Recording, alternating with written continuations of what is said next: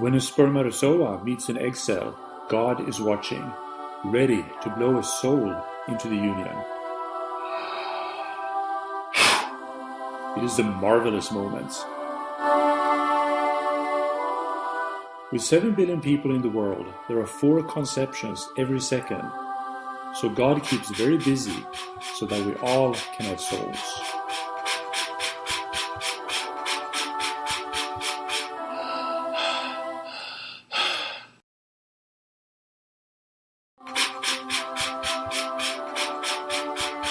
Well, actually, no, this is in the Bible, but it should be.